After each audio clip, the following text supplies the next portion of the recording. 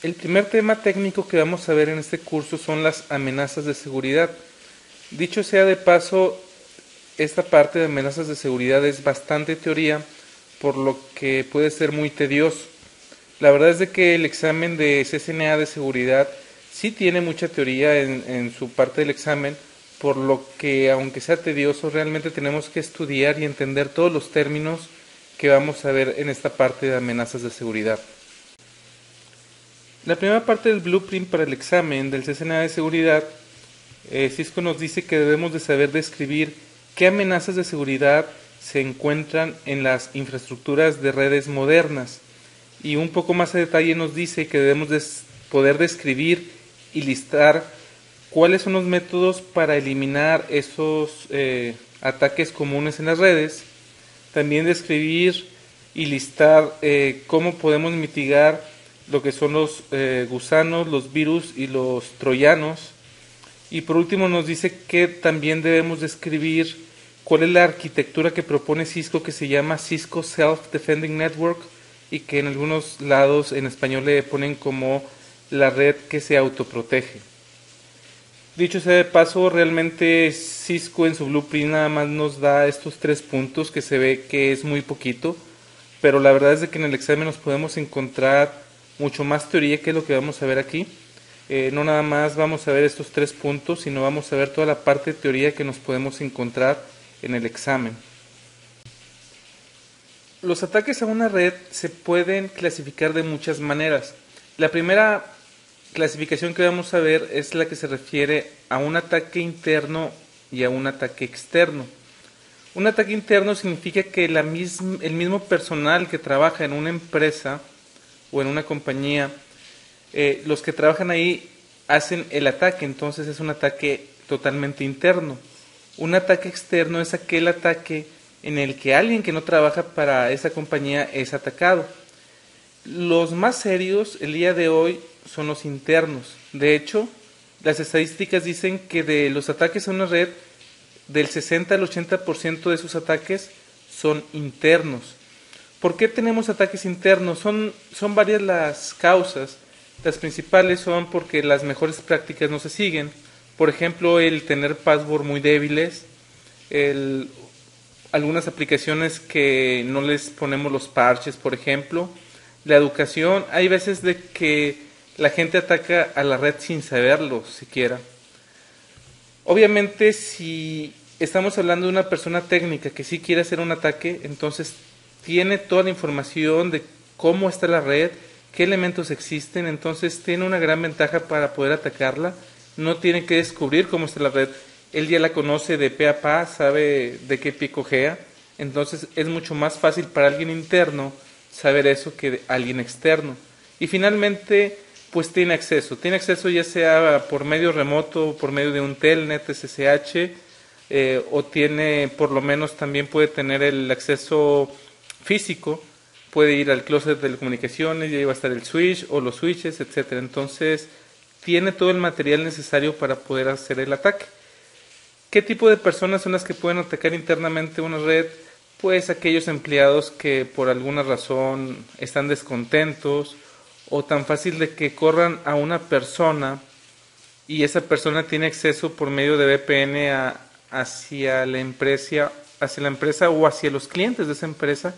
Es bien sencillo el que se pueda conectar y atacar la red de diferentes maneras, porque como les comento, finalmente tienen información, saben exactamente qué está configurado y por qué, saben que si le mueven algo de la configuración de un ruteador, por ejemplo, va a ser muy difícil, o puede ser muy difícil que sepan qué le movió exactamente, o tan fácil como borrar la configuración y reiniciar el router.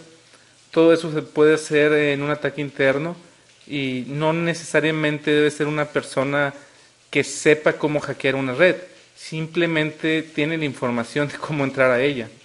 Los externos, como se pueden imaginar, sí hay un poco más de reto para poder atacarlo de manera externa, y finalmente el motivo por lo que se hace es para ganar dinero. Eso es lo que se busca el día de hoy.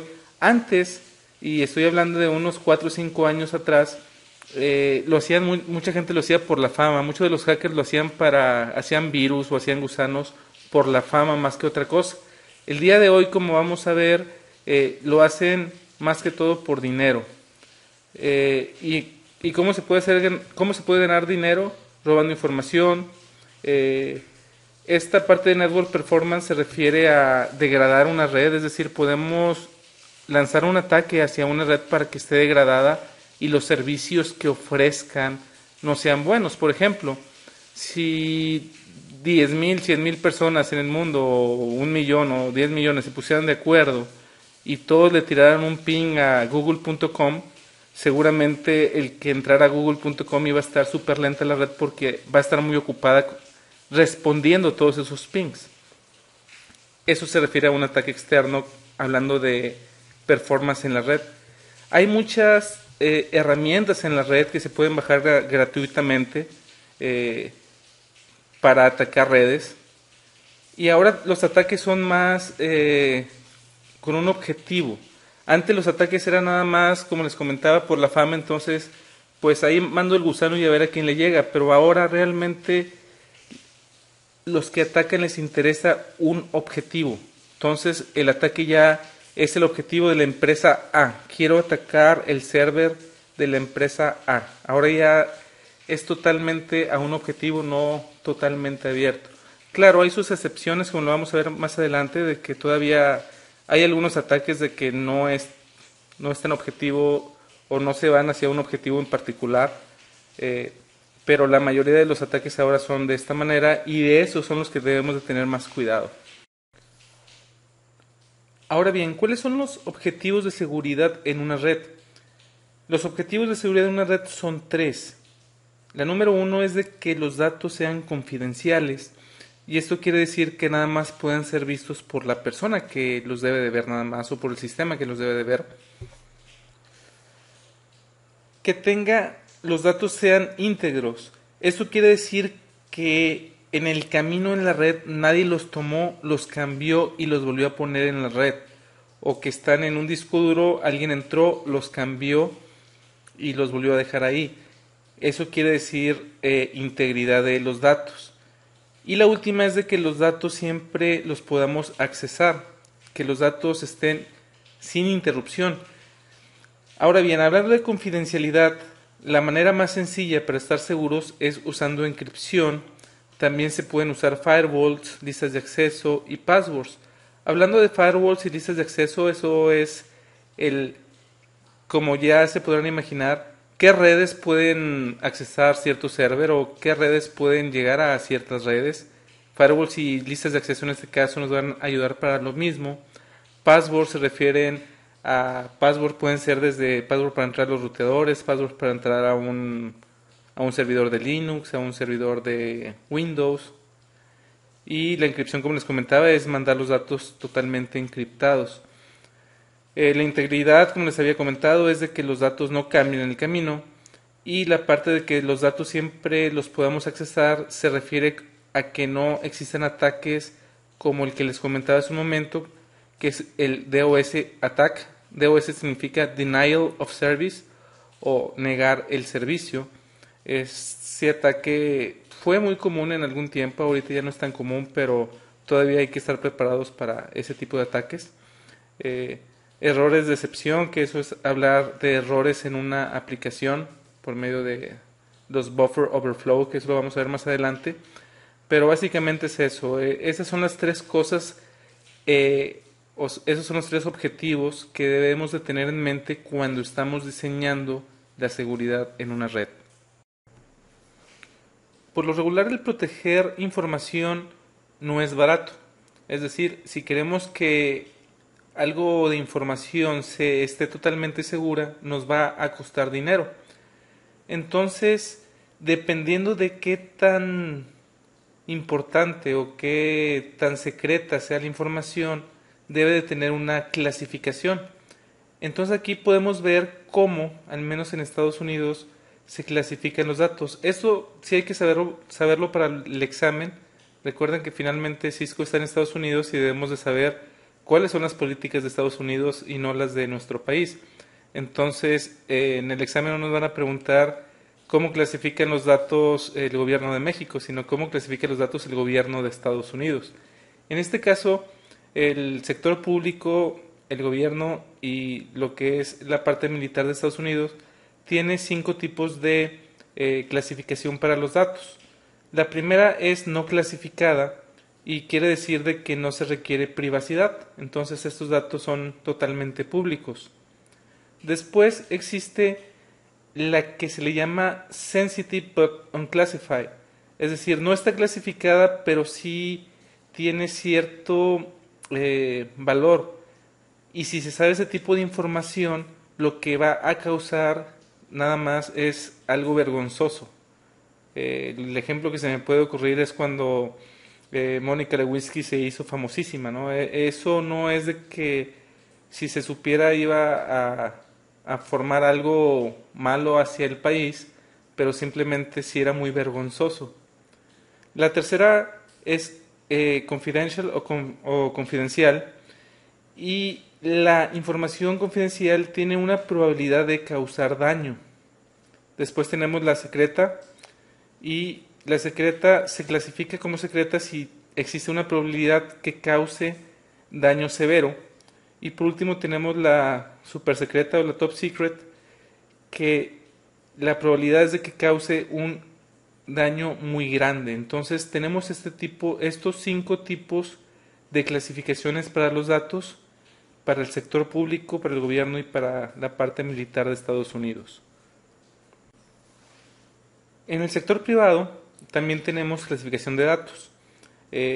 Otra vez, es el sector privado de Estados Unidos, y sector privado se refiere a cualquier empresa. Aquí se manejan 4 tipos de clasificaciones. La primera es la pública, y esta por lo regular lo sabe todo el mundo, este tipo de información. Puede ser tan fácil que son los datos que están en la bolsa o los datos que se mandan por medio de marketing, etcétera. Está la información sensitiva o sensitive, que era la que muy parecida a la que habíamos en el sector público, en el que ese tipo de información realmente no hay ninguna amenaza de seguridad si se sabe, pero puede ser vergonzoso. Puede ser, por ejemplo, que el director de una compañía haya estado en la cárcel, por ejemplo. No va a pasar nada si se sabe, pero puede ser vergonzoso. Después tenemos la privada, y la privada es información secreta que se debe de mantener siempre actualizada, ese tipo de información. Y por último tenemos la confidencial, que esta información debe estar protegida de sobremanera. En la parte confidencial podemos tener, por ejemplo, la nómina, podemos tener, por ejemplo, cuáles son las estrategias de mercado, etcétera. Este tipo de información obviamente es súper confidencial, porque no queremos que la competencia sepa qué es lo que queremos hacer. Hablando de la nómina, al menos aquí en México, aunque en teoría es confidencial, todo el mundo sabe cuánto gana el vecino o cuánto gana tu compañero de trabajo, ya sea porque tu compañero de trabajo te dijo para presumir o te dijo para quejarse, pero la verdad al menos en México esta parte no es tan confidencial como debería de serlo. ¿Qué es lo que se toma en cuenta para poder clasificar los datos, si van a ser, por ejemplo, secretos o super secretos o simplemente públicos? Lo más importante es el valor de los datos, esa es la número 1.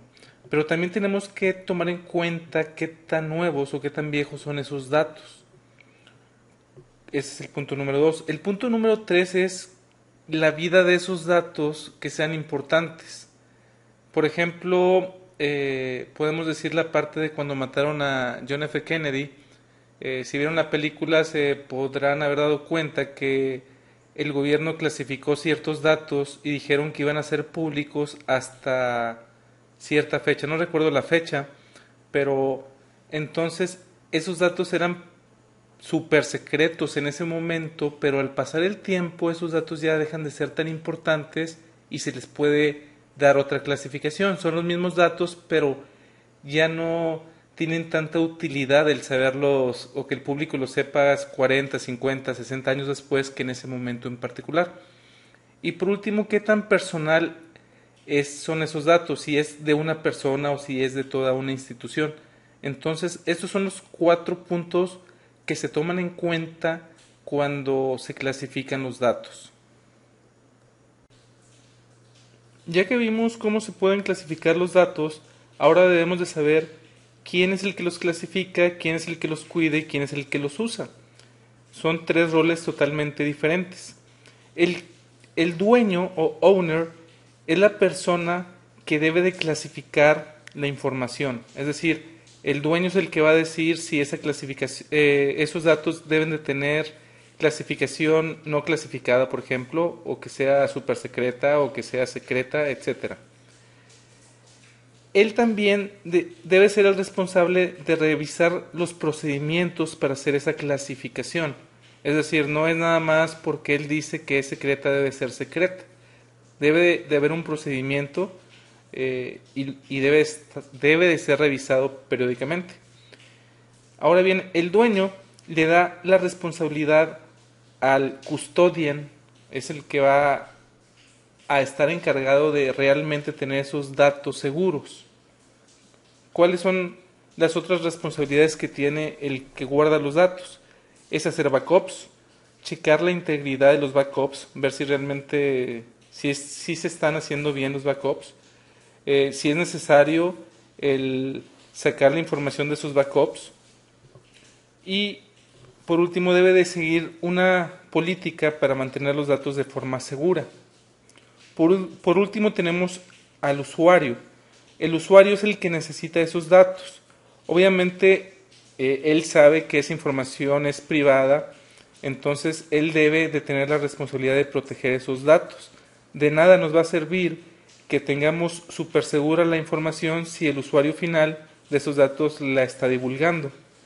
Y obviamente para propósitos específicos se utiliza esa información. Por ejemplo, si estamos hablando de la nómina, pues tal vez el que hace los cheques a los empleados debe de tener la información de cuánto gana cada quien para poder hacer el cheque. Pero eso no significa que el usuario deba de decirle a todo el mundo cuánto gana cada quien. Al hablar de seguridad, tal vez lo primero que se nos puede ocurrir en nuestra mente es hablar de firewalls, hablar de ruteadores con listas de acceso, etcétera, etcétera. Pero realmente el control de seguridad va más allá de eso. Existen tres métodos de control y es el administrativo, el técnico y el físico. El control administrativo se refiere a programas de entrenamiento. Eso se refiere a los empleados, el que estén entrenados de qué es lo que se debe de hacer, qué es lo que no se debe de hacer. Es tener políticas de seguridad. Una política de seguridad son las reglas que se deben de seguir. Deberíamos también de tener en la parte administrativa el control de cambios o change management. El control de cambios, la verdad es de que en muy pocos lados lo he visto que lo tengan implementado. En otros lados lo he visto implementado y tiene sus ventajas y sus desventajas. La ventaja es de que si tienes realmente un buen control de cambios, te puedes dar cuenta que si algo falla, sabes exactamente qué se movió, etcétera. La gran desventaja que le veo a un control de cambios estricto es de que a veces nada más para prender una interfase te tardas 3 días en conseguir todos los permisos para ese control de cambios. Otra parte del control administrativo, por ejemplo, es hacer el login de los cambios de configuración, es decir, todo lo que nos manda un roteador cuando estamos haciendo un cambio, por ejemplo. Y otra cosa es el cuidar a los empleados, el verificar cuál es su background, por ejemplo, el saber si usan drogas, es una manera de verificar a los empleados. Otra es checar antes de contratarlos si tienen alguna vez han estado en la cárcel y por qué, etcétera. Entonces, ese tipo de cosas sí se usa mucho en México y se usa underground. Realmente no es oficial, pero yo he visto que sí hay una lista negra en algunas empresas, se las comparten. Y les digo que yo la he visto porque una vez me tocó darle soporte a la PC donde tenían esta lista negra, que obviamente nadie debería de saber que existe. Y básicamente lo que está en esa lista negra es personas que han corrido de las empresas que tienen convenio con esa lista, el por qué las corrieron, o cuando iban a contratar a alguien y no la contrataron porque había robado o había asesinado a alguien, etcétera. Entonces, ese tipo de cosas sí se maneja bastante. Otro tipo de control es el técnico, que es el que deben de estar familiarizados, y claro que es lo que la mayoría de este curso va a ver. Aquí en la parte de teoría, en esta primera parte, realmente sí vamos a ver de todo, pero ya en lo demás del curso, después de este módulo, vamos a ver nada más la parte técnica. Y aquí pues ya tenemos los firewalls, los IPS, los routers con seguridad, los switches con seguridad, etcétera. Esa es la parte de los controles técnicos.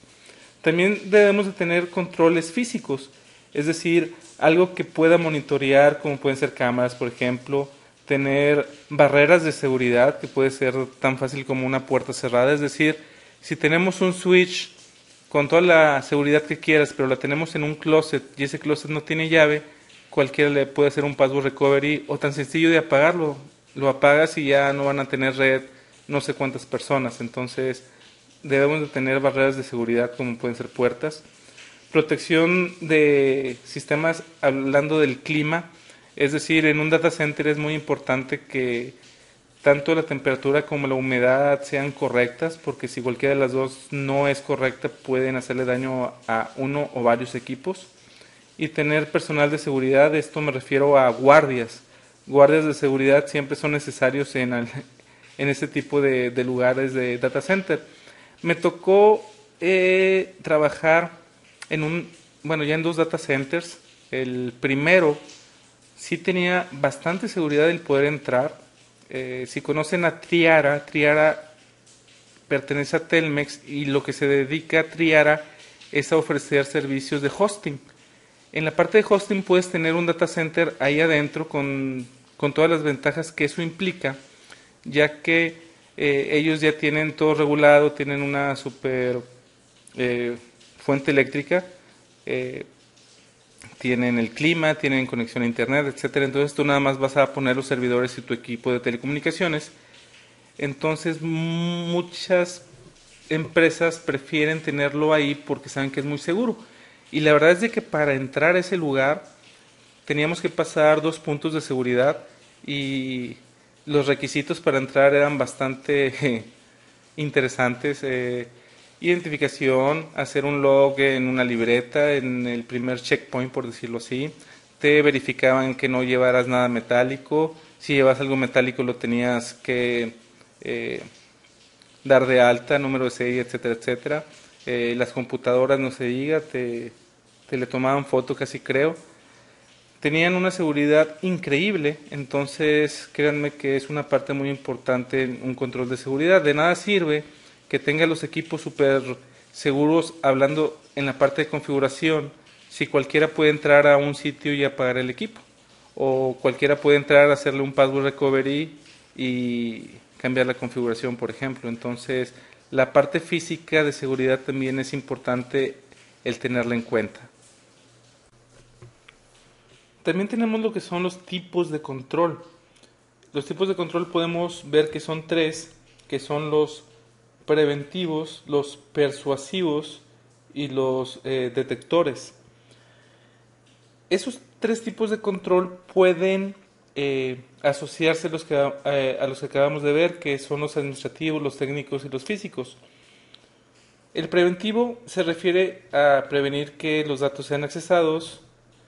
El persuasivo es cuando ya alguien entró al sistema o al lugar y queremos que no haga nada, aunque ya haya entrado.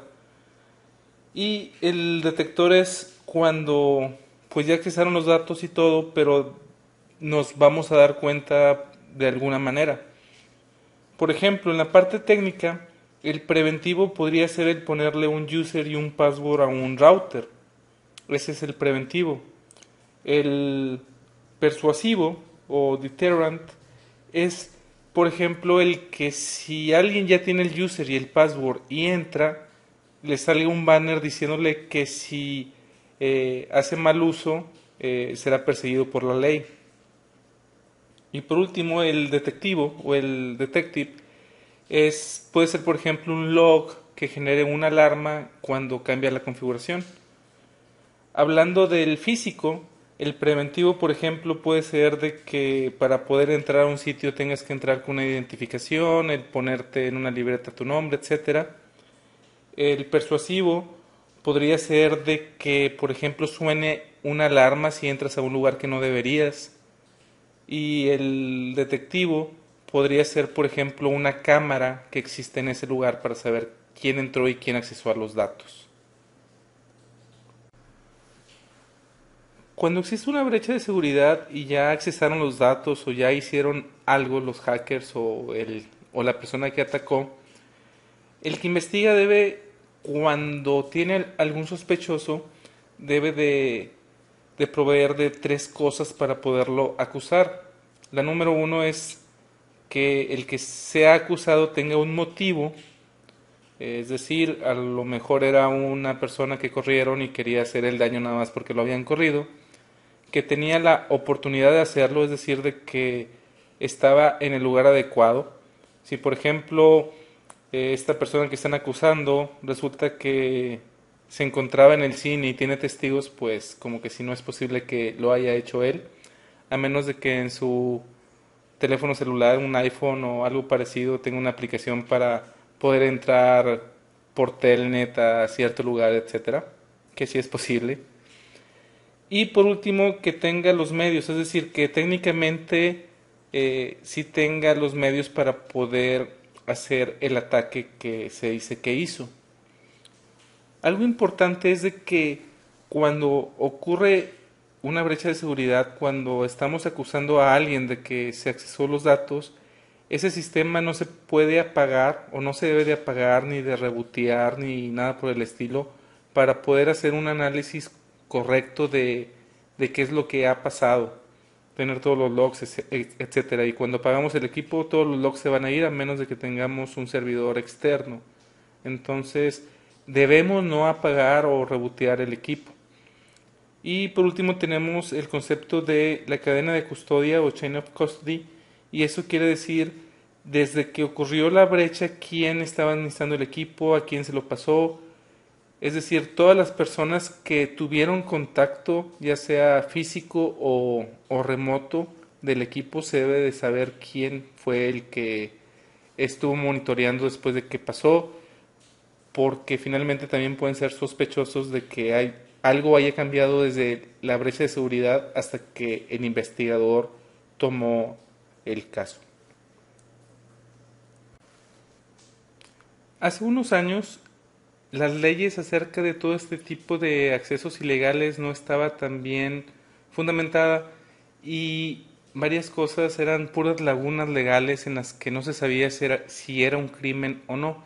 El día de hoy ya varias son catalogadas como fraudes, que son crímenes, otras aún no todavía. Entonces, hablando de leyes, podemos tener la ley criminal o criminal law, y esto es cuando una persona que ataca en sí comete un crimen o es considerado un crimen, y el resultado son multas y o el meterlo en la cárcel. Hay otro tipo de leyes en Estados Unidos que son las civiles o civil law. Esos no son considerados crímenes como tal, pero sí se puede llevar a corte y si se halla culpable, entre comillas, no de ese crimen, sino de lo que hizo, lo que sucede por lo regular es que esa actividad sea cesada por la persona que lo hizo y pagar daños. Un ejemplo típico es el que alguien haya tomado una patente que ya existía y empezó a vender ese tipo de cosas o a desarrollar ese tipo de cosas ya habiendo una patente. Entonces ahí, por lo regular, bueno, no por lo regular, ahí no hay crimen, entonces como no hay crimen no lo pueden meter a la cárcel, pero sí se puede llegar a encontrarse culpable y si es así debe de pagar los daños y dejar de hacer eso. Está otro tipo de ley en Estados Unidos que se llama la administrativa o administrative law, y eso es más que todo en la parte de agencias de gobierno como el FBI y ese tipo de cosas. Y si se encuentra culpable a la persona, le debe de pagar al gobierno o a la víctima o a las dos, dependiendo de cuál haya sido lo que haya hecho. Para el examen lo que debemos de saber es de que existen esos tres tipos de leyes y a quién es al que se le debe de pagar en caso de que se deba de pagar algo, y en cuál sí se puede meter en la cárcel, que el único que sí se le puede meter en la cárcel es si violó una ley criminal, no una ley civil o una ley administrativa. La parte de ética se refiere a cuál es la intención y conducta del individuo y no tiene nada que ver con la ley. Entonces, cualquier cosa que no sea considerada ni criminal law, ni civil law, ni administrative law, puede ser considerada en la parte ética como algo incorrecto. Un ejemplo podría ser el engañar a una persona de que haga algo, por ejemplo, tal vez de que compre un software, por ejemplo, el engañarlo de cierta manera para que lo compre, a lo mejor no cae en ninguna de las tres dependiendo de cómo se maneje. Entonces, ese tipo de cosas son las que debemos saber para el examen en la parte de ley y éticas. Aquí lo que vamos a ver son tres definiciones de tres términos que vamos a estar viendo muy seguido en este curso. El primero es la parte de vulnerabilidad. La vulnerabilidad se refiere a cualquier debilidad que tenga un sistema que pueda ser explotado o que podemos tomar ventaja de esa vulnerabilidad.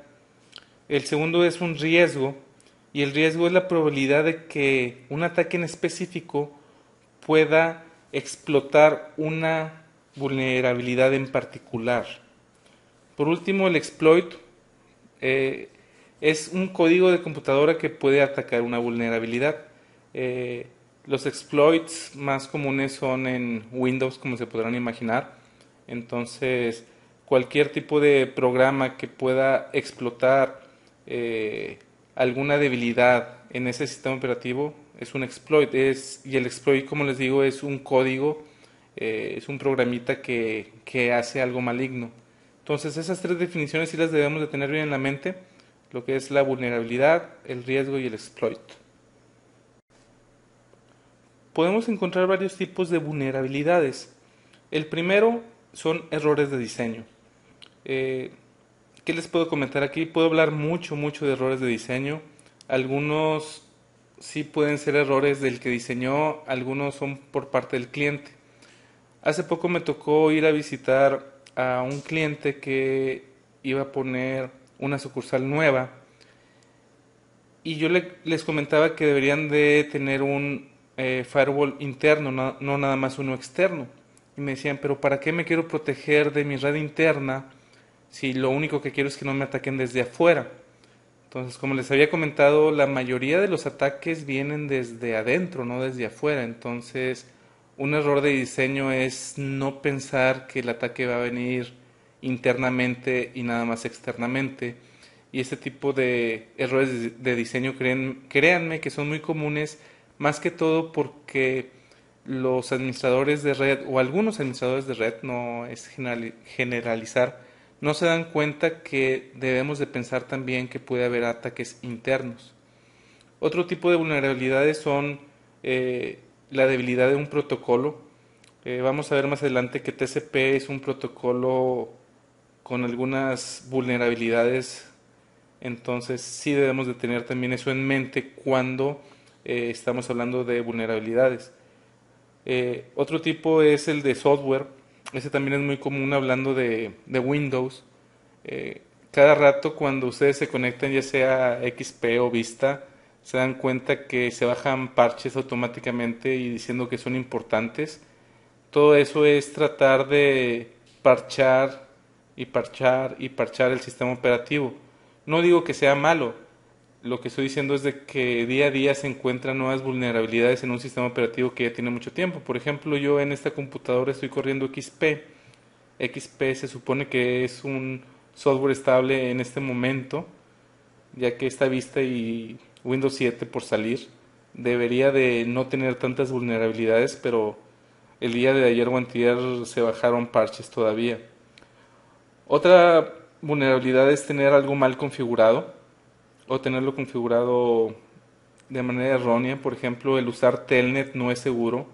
Entonces, si podemos usar SSH, ¿para qué vamos a estar usando Telnet? Entonces, esa parte se refiere a misconfiguration. Otra parte es el código hostil. Es simplemente hay algún código en algún lado que hace algo mal y que nos puede afectar. Y por último está el factor humano, que ese jamás, jamás nos lo vamos a quitar. Eh, el factor humano puede ir desde que la secretaria de la oficina tenga todos los passwords en un post-it ahí pegados en su monitor, que eso es bien común. Lo he visto más de 10 veces, que, que haya usuarios que tengan su password de red, su password de Active Directory, su password de correo, su password de no sé qué, en un post-it pegado en su computadora. Se van y ahí lo dejan, cualquiera lo puede ver. La verdad es de que sí lo he visto bastante y el factor humano es uno de los factores más importantes hablando de vulnerabilidades. También nos dice Cisco que hay varios tipos de personas que atacan y la clasificación que ellos usan es esta que ven aquí. Una es de que sea otra nación o estados. Por ejemplo, para Estados Unidos podría ser Cuba. Terroristas, criminales, hackers, competidores, lo que son empleados o ex empleados y por último agencias de gobierno. Estos son los de lo que nos debemos de preocupar. Obviamente varios de estos sí caen en México o cualquier otro país de Latinoamérica. Por ejemplo, los hackers, sí es algo que tenemos que tomar en cuenta al tiempo de diseñar una red. Los empleados o ex empleados también tenemos que tenerlos muy en cuenta. La verdad es de que ahorita al final de este módulo les voy a contar varias anécdotas de cosas que me han pasado a lo largo de esta vida que llevo en la parte de redes. Y los competidores, obviamente, no sé qué tan fuerte puede hacer esto, pero sí es obvio de que una estrategia de una empresa no debe saber la otra empresa que sea competencia, porque si no, pues le pueden ganar el mercado. Hay varios tipos de hackers. Eh, el término de hacker se puede subdividir en bastantes. Aquí vemos algunos. El primero es hackers como tal, que son aquellos que solamente lo hacen para aprender acerca de sistemas y acerca de redes. De esto no debemos de preocuparnos. Están los crackers sí tienen vaya, su agenda es hacer algo criminal, el comprometer algo para hacer dinero o para destruir a alguien. Está los freakers, que son aquellos que comprometen los sistemas telefónicos, es decir, el poder hacer llamadas de larga distancia gratis y ese tipo de cosas. Esos son los freakers. El primer freaker que existió en la historia fue hace mucho, mucho tiempo antes de que existiera internet y se dio cuenta de que si podía emitir un sonido a cierta frecuencia en el teléfono, podía hacer llamadas de larga distancia gratis. Y lo curioso es de que en Estados Unidos había un cereal, bueno, todavía existe, Captain Crunch, es un cereal, daban como regalo un silbato y ese silbato hacía la frecuencia adecuada para hacer este tipo de ataque. Entonces es muy conocido este ataque, el Captain Crunch Attack o algo así. Obviamente el día de hoy ya no funciona, pero en aquel entonces funcionaba muy bien. Y ese es un freaker, el que compromete los sistemas telefónicos. Está otro que se llama Script Kiddies. Y esta parte de Script Kiddies es aquellos que realmente no saben mucho de redes o no saben mucho de cómo atacar un sistema, pero bajan scripts de internet que son gratis y simplemente los corren. Así de sencillo. Ellos no deben de saber tanto, simplemente saben de que hay una vulnerabilidad y hay un software que solamente hay que correrlo para explotar esa vulnerabilidad. Están los hacktivists, que son los que atacan alguna red por razones políticas. Están los academic hackers, que estos se refieren a aquellos estudiantes que están en alguna universidad y están aprendiendo a hacer este tipo de cosas. Tampoco nos debemos de preocupar por ellos. El hobby hacker es aquel que lo que craquea es software y hardware. En software yo sí me preocuparía si trataran de craquear este curso, por ejemplo. En hardware se refieren a el iPhone, por ejemplo, el quitarle la protección que tiene para que puedas bajar el software gratis. O, por ejemplo, el Dish o el Sky, que es la televisión por cable, el que modifiques ese hardware para que no tengas que pagar y tener los canales abiertos. Ese tipo de cosas es lo que hace el hobby cracker. También tenemos los white hat hackers o los hackers de sombrero blanco. Este tipo de hacker lo que hace es un hacker ético y utiliza todo su conocimiento para ayudar. Por ejemplo, puede ir a una empresa a hacer un assessment de seguridad para ver si realmente están protegidos o no. Es lo que hace un white hat hacker. El black hat hacker es lo que ya vimos como un cracker, que lo que utiliza su conocimiento para hacer daño. Está uno entre los dos que se llama Grey Hat Hacker, que sería el hacker de sombrero gris. Y eso se refiere a alguien que a veces actúa como un White Hat Hacker y a veces actúa como un Black Hat Hacker. Es decir, puede ir a una empresa a ayudarlos, pero puede atacar a otra. Y está por último el Computer Security Hacker, que esa es la persona que tiene un conocimiento técnico muy grande, tanto de computadoras o de sistemas operativos como de seguridad en redes. Aquí podemos ver cómo típicamente es el modo de operación de un hacker. Lo primero que hace es lo que se le llama un análisis de huellas o footprint analysis, y no es otra cosa más que reconocer la red. Por ejemplo, lo primero que puede hacer es hacer un ping a las redes públicas que sabe que la institución que quiere atacar tiene. Entonces hace un ping y se da cuenta de cuáles direcciones están vivas y cuáles no.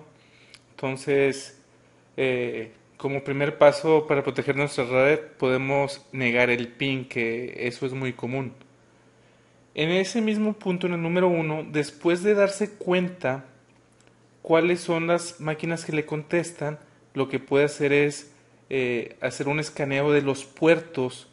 Por ejemplo, ya sabe que la dirección IP 1.1.1.1 contesta, a esa le va a hacer un escaneo de puertos y lo que va a hacer es checar todos los puertos de TCP para ver si alguno le contesta. Si por ejemplo le contesta el Telnet, ya sabe de que puede entrar por Telnet. Si contesta el SSH, sabe que el SSH está abierto ahí.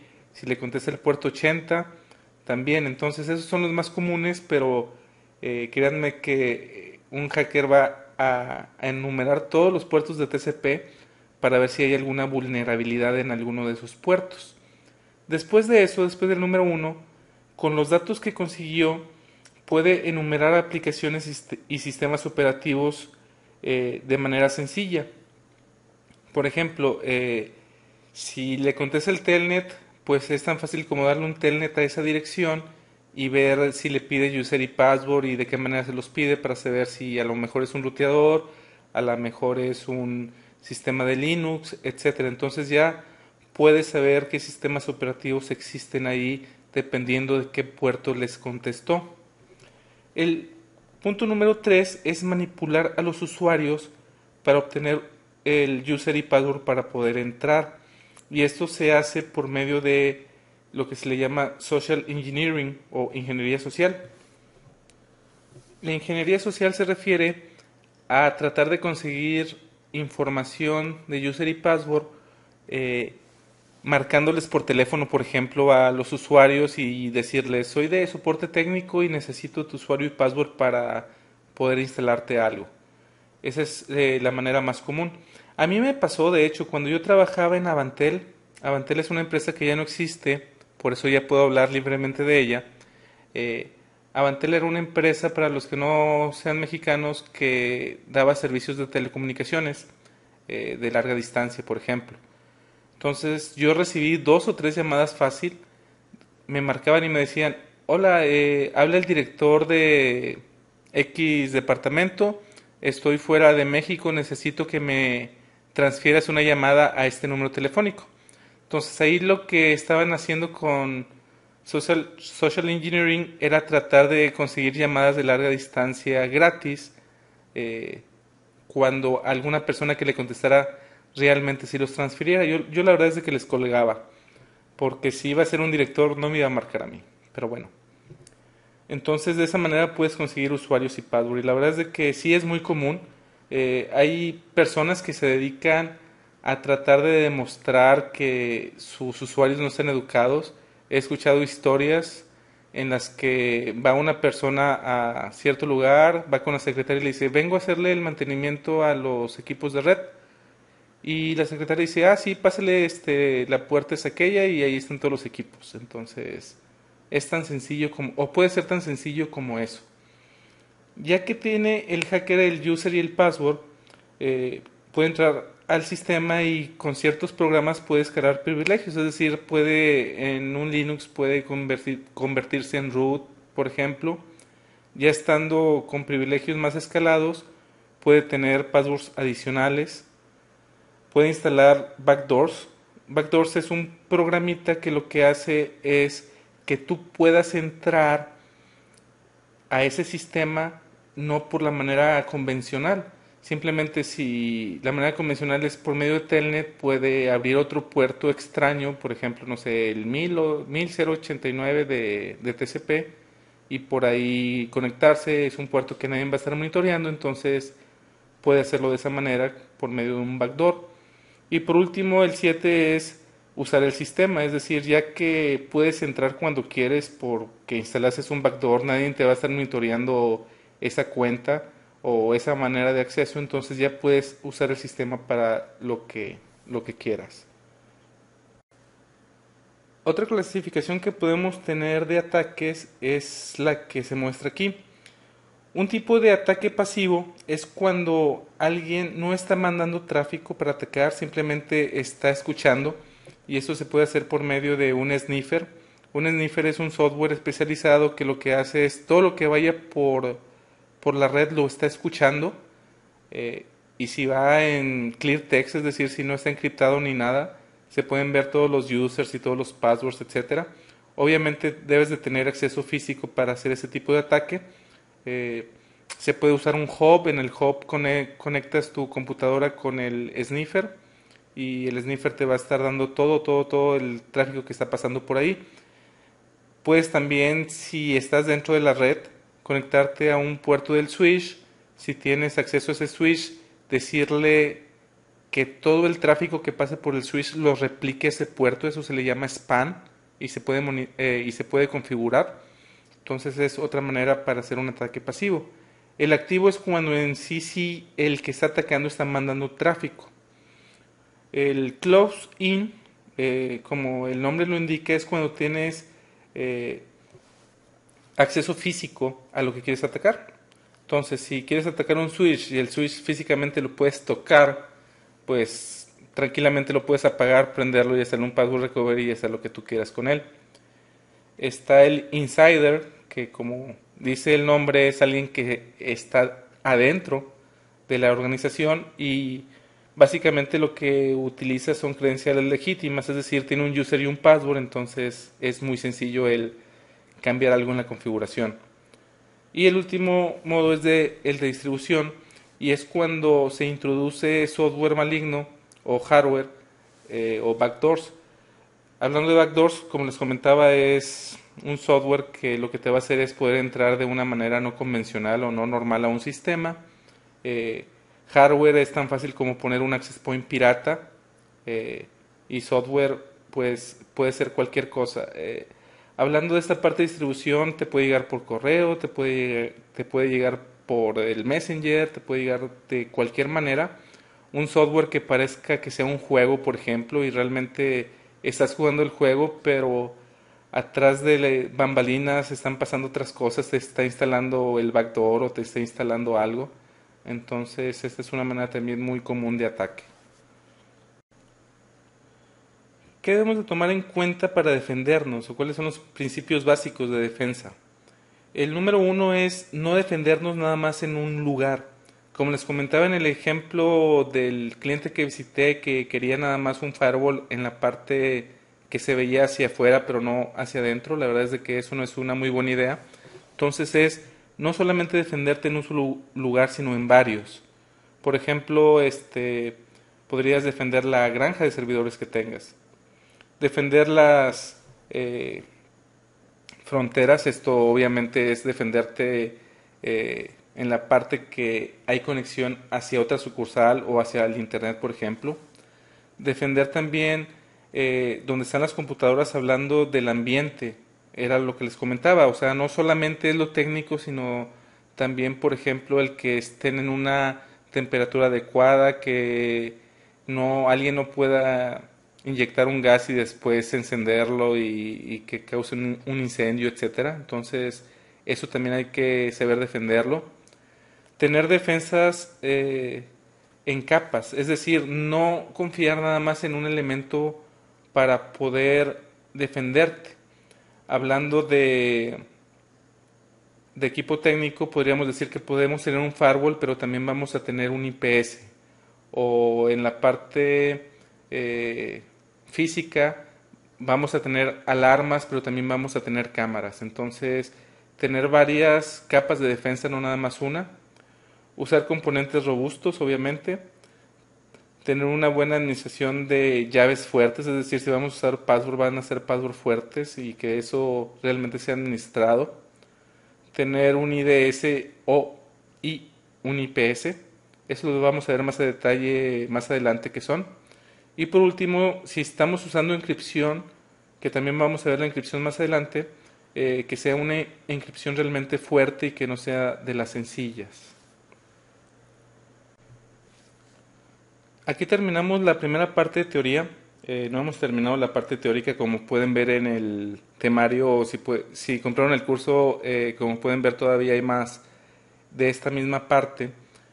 Pero el ver tanta teoría seguida, la verdad es de que es cansado y ya llevamos casi una hora hablando y la verdad es de que yo sé que aunque le pongan pausa, es un alivio el ver que ya terminaron el primer video por lo menos. Lo que quiero hablar aquí, además de lo que siempre digo, que es de que están los foros y está mi correo para que me contacten por cualquier duda, es tips para el examen en esta sección de teoría. Yo presenté este examen hace menos de 2 semanas, lo presenté en el Networkers. La verdad es de que no estudié nada y me topé con preguntas de teoría que no me imaginaba que me podían preguntar. Por ejemplo, la clasificación de los datos, no tenía mucha idea de cuál era la diferencia entre el sector público y el sector privado. Eh, Preguntas de este tipo de teoría que la verdad es de que sí hay que tenerlas en la mente. Sí pasé el examen, para los que se están preguntando, sí lo pasé, pero la verdad es de que no fue tan sencillo como me lo imaginaba. Los que ya saben, tengo el CCSP, que es el profesional de seguridad, y tengo el CCIE de seguridad, pero ahí en ambos se ve mucha parte técnica de cómo configurar cosas y se ve poca teoría. Entonces el CCNA de seguridad realmente está enfocado en mucha parte teórica que la verdad sí es bueno saberlo, no puedo decir que no. Lo malo es de que sí se deben de aprender. Todo lo que he dicho hasta este momento puede venir en el examen y se lo deben de aprender. Todos los términos, todas las clasificaciones de todo lo que vimos es importante para que puedan pasar el examen.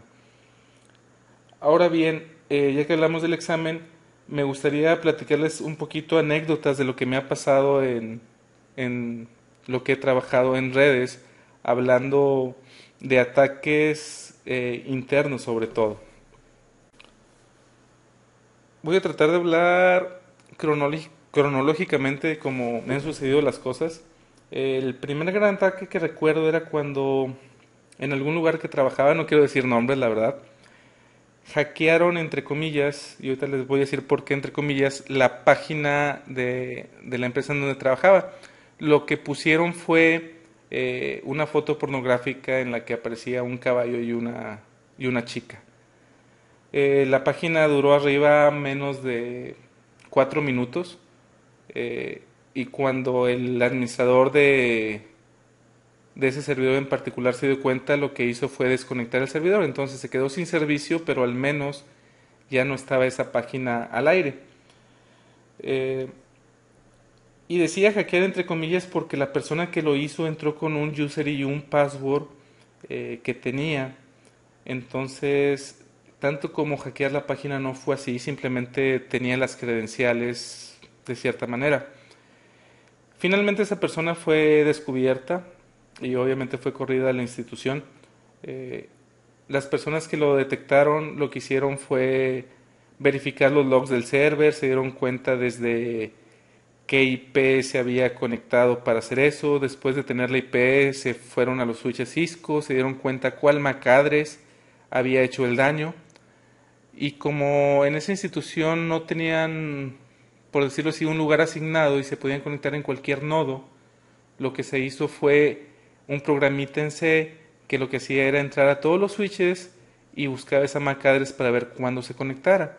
Cuando se conectó mandó una alarma de que esa MAC address estaba conectada en cierto puerto.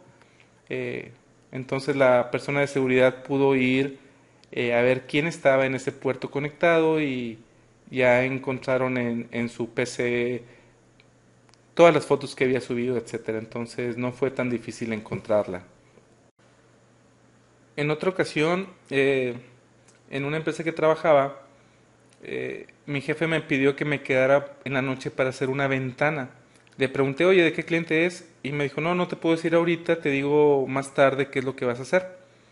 La verdad es de que sí estaba medio raro de que cuando es una ventana de mantenimiento, por lo regular te dicen con tiempo qué vas a hacer para prepararte, no nada más técnicamente, sino psicológicamente, cuánto tiempo te vas a tardar, etcétera.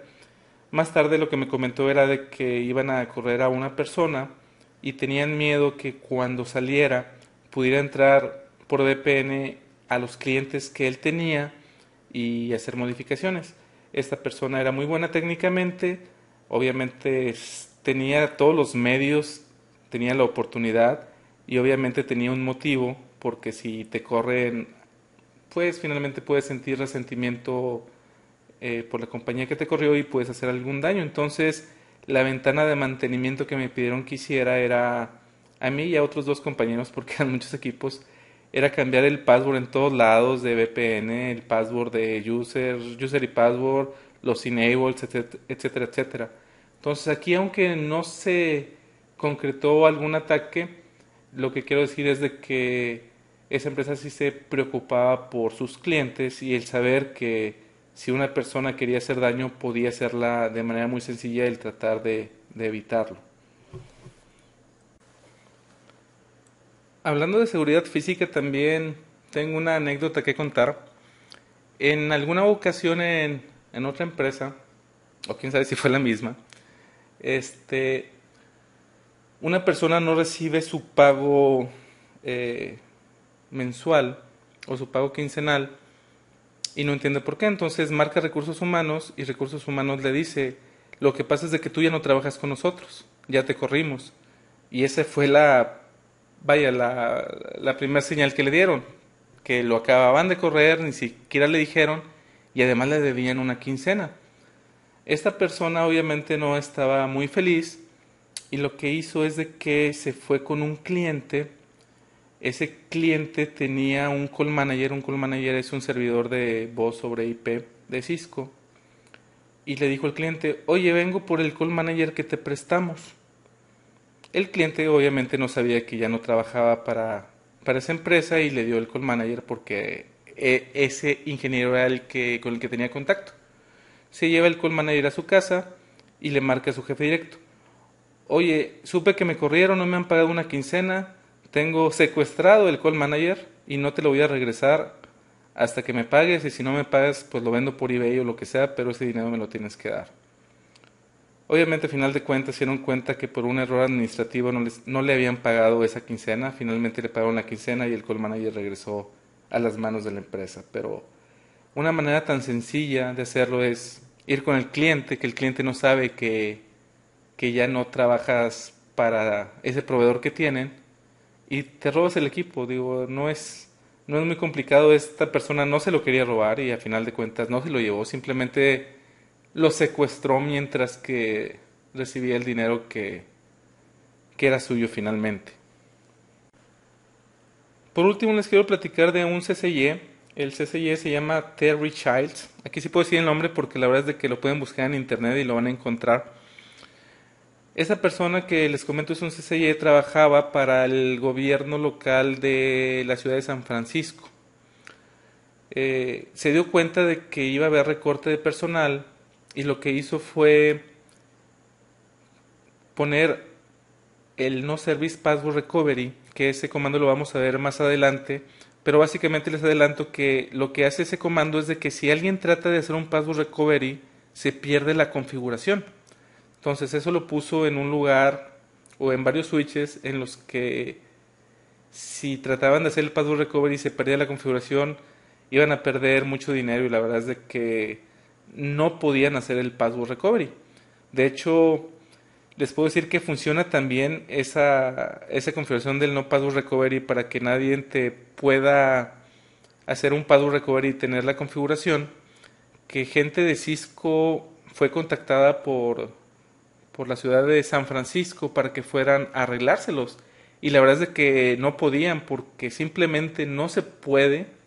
Hagas lo que hagas, fueron personas del TAC, fueron personas que habían desarrollado el sistema operativo del iOS y no podían quitarle el password. Y como Terry Childs era el único que tenía el password, nadie podía entrar.